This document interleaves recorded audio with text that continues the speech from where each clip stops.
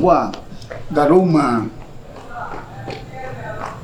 Malona ba Madum ye Anoko Modoji Amona Pomba Menye de Vivi Allo Poblave vivement Jira Madum Kona Ponga na Goba Pobla Sheke Poblani Wa Yoko Mono Yevu Banyam kaya ne jira do fa ide jona jina mo to per kinya me jira na ro kwa wa be sro be to sro do do ya wade nyongunenya ezia nyongunenya adola jira do nyampo bo agbema miladi nyongbo jajira do hia alaba na nyapo ajetuba na made o magati yo na made wo vode alu jira ma nyongudo onya bona jena tuba na yima bo amula no ponga ka janu kota agaje kota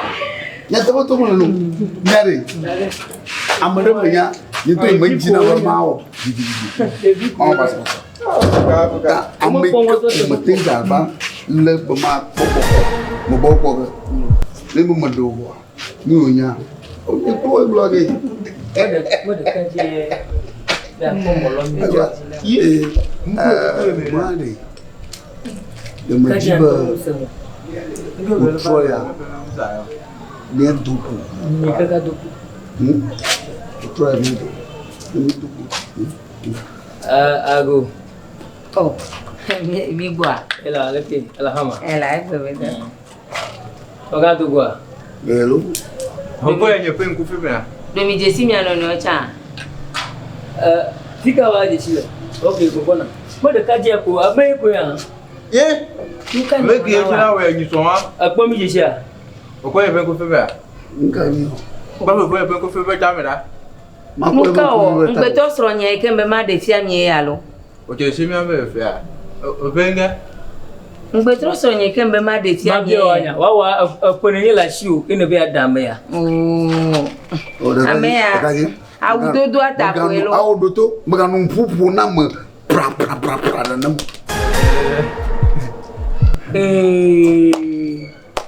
ndajo no la mo elo fio we ne alo fi a me penchi yima na lula ma elo fio we ne alo fi a me penchi iye to wa mi gagbole ne mo la akomi lono to nya ma gble no wa gble no ma gble nya no no nya ma no nya ba de jukuro ancho ma gble nya no la ton la ke nya hakito wa apo me ya nyao ma gble no ba mo bona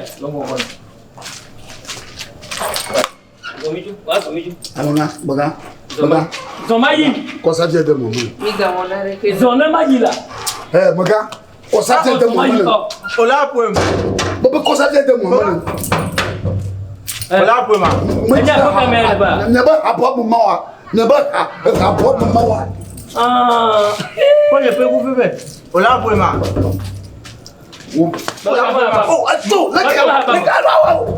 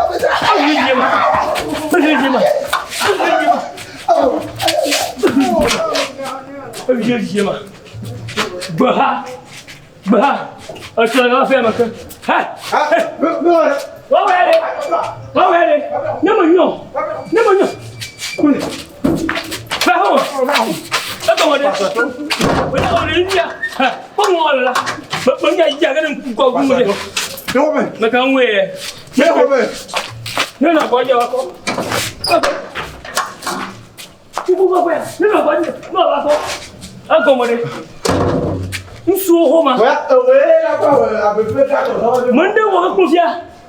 Et moi moi hacha pas. Et moi hacha ni. Moi, papa quoi. Moi non te ko na ba quoi. Il m'a formé ya.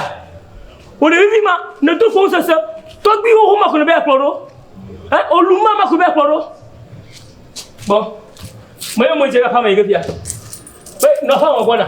Non pas moi fille ko. Blajo. Ma je ma fama ba. Mais je te dis ko to pas faire, mais que je sais bon. Mi ko to pas. Ma bwana. Ah bon mon nene.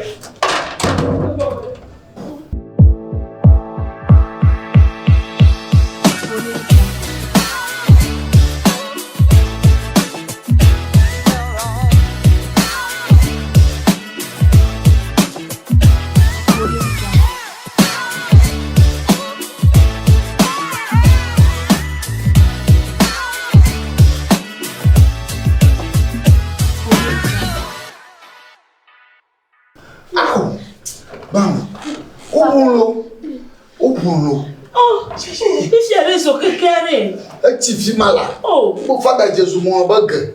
Oh, papa, il fait un de quoi pour barabara les gars. Oh, soigné. Papa, on s'en pour ya. Oh, ni chamoula pour platir. Oh, au sous-bois, papa. Mon bon tu as filmé là. Il faut que à regarder au moyen quoi. Jo, oui, tu as dit moi tu vis mal. Au son moi toi au moi tu fous. Bleu, papa. Papa, non, on va trouver c'est. Oh. Papa est au moyen. Bleu. Ça va moins mon viré, ça va moins mon. Oh, pour faire ma channel. Oh. Quoi de fille là? Il va les centres communautaires. Papa, alors allez. Maman, où est là? Oh. Il y a des gens qui ont pour néné. Maman, depuis maman, on fait au channel. Mais là, on est que. Oui. Elle a au à pour moi. L'eau fine là, au fine. Oh, papa, au à pour moi, l'eau fine le go. Mon gars, moi, dis-moi. On colle le dio. Nous t'en dis-moi le bois fine là. Oh, si on t'en sort joie. Papa, il faut fille au joie. Papa. Tu me conviens. Oh, mais n'a vu. Oui. Maman, quoi fille allait là, ou bien les filles allaient. Ah, il y a un jour. Maman, va pas bon. Là, oh, pauvre Vénéma, oh, soigné, oh, ou on peut faire vidéo pour le mois d'hier. On se monte là. Oh, papa, bleu, soigné.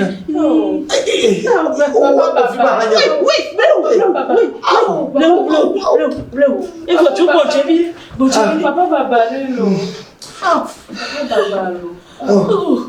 Et soigné, oh, il faut donner à on te parle, moi tu peux papa, comment moi tu vis mal. soigné. Papa, papa, Dieu le petit peu normal au mur là. Papa, est-ce que tu as papa, tu es son pour les là. Oh, papa. Madame, ah oui, allô? il n'a pas ma carrière, je vais avoir nous. Est-ce qu'on y est voilà? Ouais, pour toi, alors, ouais, pour bien toi. Non, t'es fiancé, les gars. Je vais voir Niasse. Miatoa, Apotoa, tu peux vous donner. À son moment, on a comment? Le co, vie, son premier vieux. Le gars sont là, t'es d'odier, on dit non, vie de vie, que le gars est à Megati ou. Son va le dire non, vie. Mais comme il dopo, mini dopo, un zan, docteur, un pogodo, un appuyen. Il dit, mais pour roi. Et t'as mis filo. Un bleu, moi, fima. Au moins, ça fait. Ne va comment ça fait. Me gaya pour, me gaya pour le mien pour me couper. Me gaya pour le mien pour me tourner à coup. Me gaya no vignazon. Mais hatiam on via dijema mais on tu papa au roman on le dit le vivimo oui va tirer tu yo tia magalo ko bona mi gbelelo mono te pe voilà ga ba ko ka afo ele shi avant afo ma ngene faut faire le